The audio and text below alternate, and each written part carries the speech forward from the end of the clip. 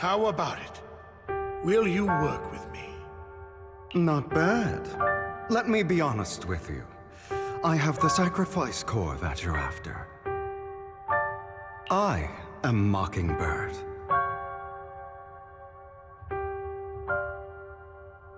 So it's you. I never thought you'd be so bold as to come see me alone. Relax, my friend. As you know, if I can sneak into such a heavily guarded auction, then naturally, I can just as easily slip away right now. I'm here with the sincere intention to seek cooperation. I can give you that sacrifice core. And what do you want in return? Wealth, glory, power. The things everyone else in the world wants, I want them too. And I'm confident that as the current heir to the Ravenlock family, those are all things you can give me. Then you've certainly come to the right place. My family is working on a big project. If things come to fruition, Ravenlock's status in Tops will significantly improve.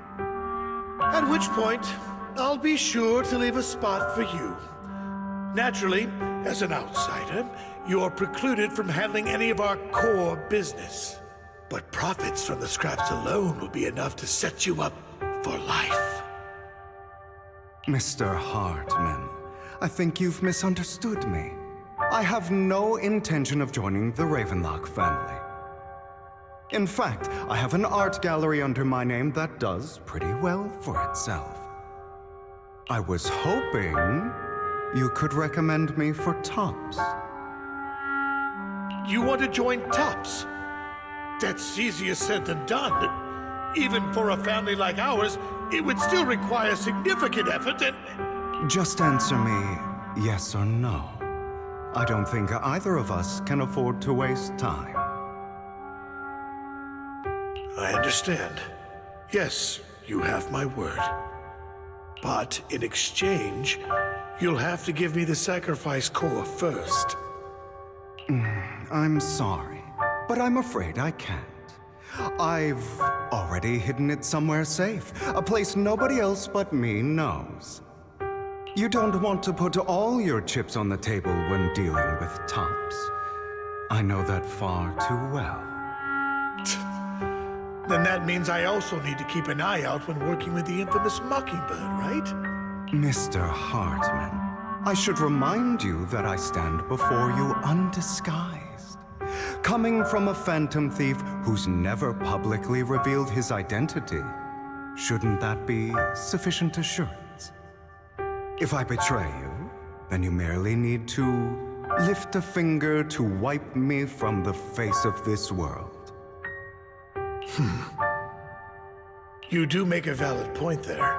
In that case, you have a deal. I appreciate your trust. Why don't we celebrate our new partnership with a toast?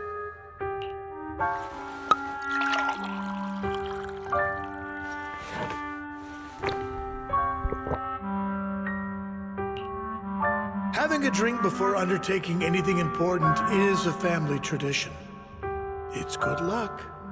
As an outsider, it's a real honor.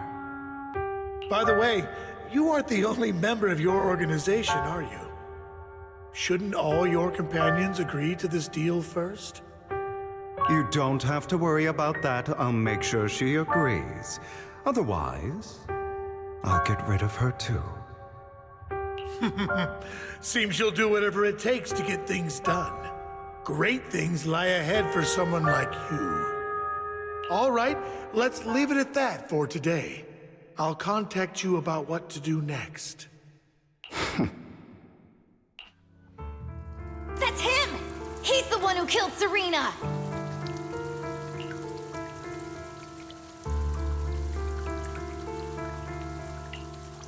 She was the only one who was ever any good to him, right?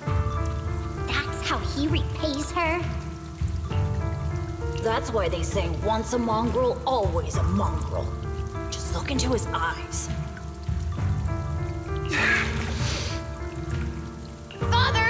We have to punish him! Serena had been ranking ahead of him. Hugo must have poisoned her water so he could pass her. Pure evil.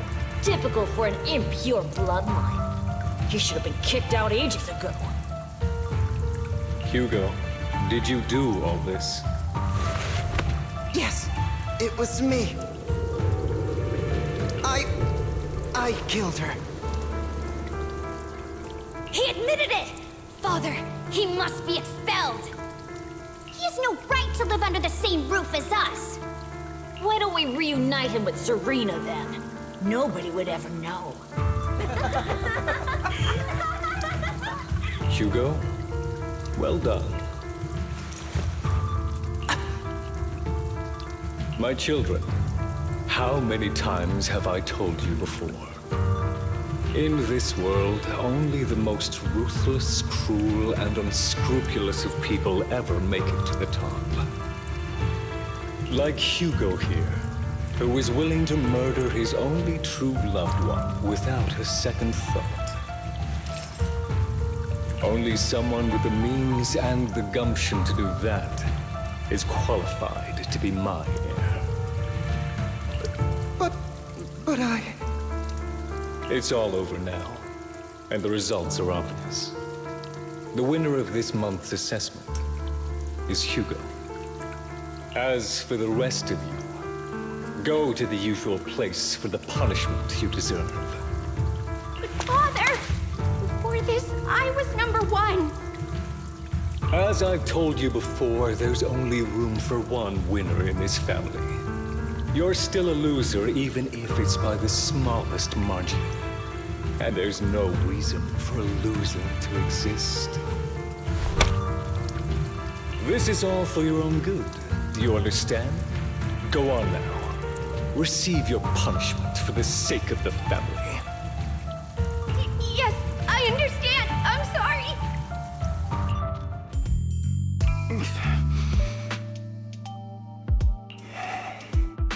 That really brought up some unpleasant memories. It won't be long. Soon, it'll all be over.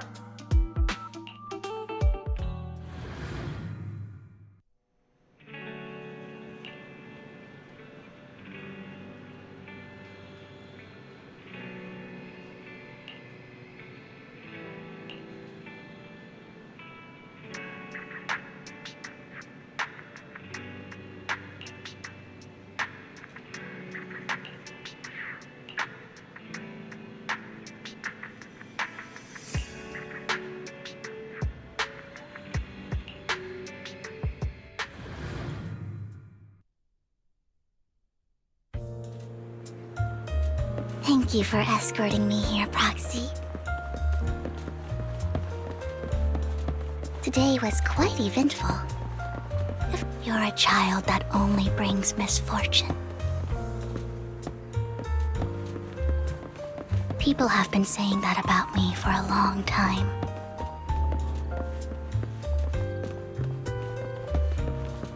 I used to feel hurt and resentful.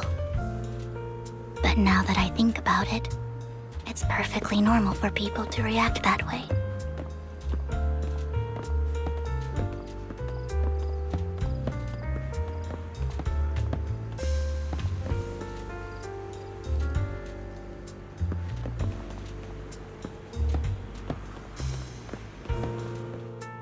Why do I only predict suffering? If I could predict happy things, joyful things, would people like me a little more? Maybe fate truly is set in stone. Often, I want to help these people avoid their miserable fates.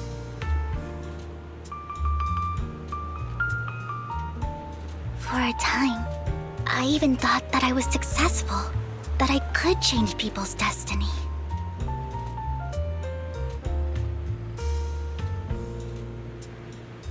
But it was all an illusion. In the end, I couldn't do anything at all.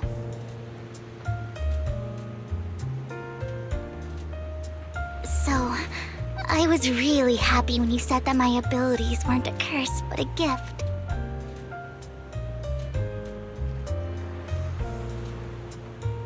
Thank you, Proxy. I'm so glad to have met you. And you're also a fan of Lord Phaethon. It's like we were fated to meet.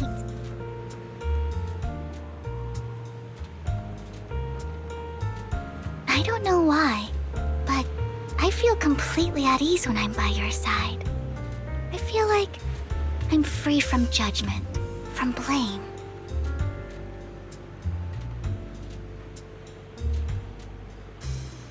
Like, I don't need to worry about anything, and can just be my own true self.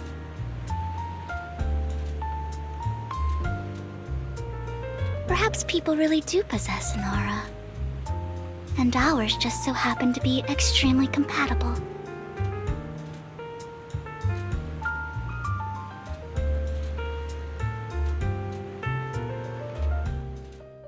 By the way, you asked me before about Hugo. I don't really know much about him. He rarely ever talks about his past. But judging from his eye colors, you can guess he's probably the bastard son of a renowned family. I think his mother was very worried about his different colored eyes, and even wanted to get rid of him at one point. But then his family offered a huge price and bought him off his mother for some reason. And just like that, he moved from a leaky and drafty boarding room to a luxurious mansion. But he's also mentioned that the extravagant home is actually like hell for him. I think it's probably because the family treats him terribly. I digress. He ran away and ended up meeting Lycon and his master.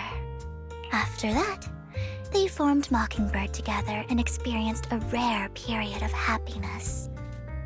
Until Lycon's betrayal. So, what's your take on Hugo? I imagine I would still be wandering around now if I had never met him. To me, Hugo is just like an older brother. I've always felt as though he's carrying some heavy burden with him. But that's a secret he's kept to himself. Something he'll never tell me. Sometimes when I look into his eyes, I can feel that he's really struggling with something. Even though he may say some extreme things, Hugo really isn't a bad person. I think one day he'll tell me his secret. Until then, I just have to wait. Wait and trust him.